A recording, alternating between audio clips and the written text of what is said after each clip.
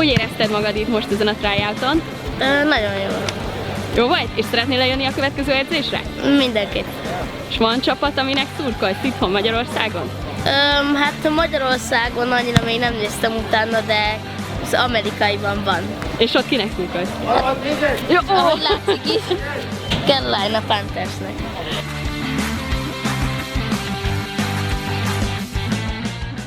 Kicsit kifáradtam, a legjobban egyébként főleg az elkapós gyakorlatok tetszettek.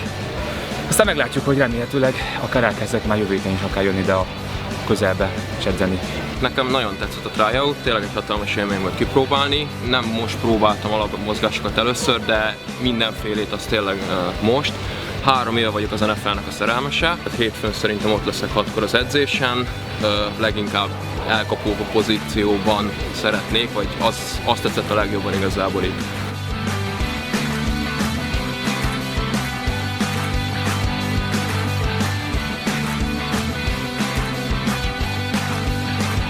Én nagyon élveztem ezt a tryoutot, mert azért jöttem el, mert mindig is ki akartam próbálni, hogy milyen az amerikai foci, csak eddig nem tudtam, hogy hol van ilyen lehetőség, meg hogy van-e egyáltalán női. Most, hogy így lett lehetőség, így eljöttem, és hát nagyon élveztem, főleg az elkapást, meg ugye az ütközéseket, meg a mindent igazából. Nagyon jó volt a tryout, több mint 100 néző vagy résztvevő volt, ami szerintem egy elég nagy szám, és remélem, hogy közülük sokat meg tudunk tartani, ráadásul nagyon szórt volt. Lányok voltak, fiúk voltak, kicsik voltak, nagyok voltak, úgyhogy szerintem sikeres volt az egész.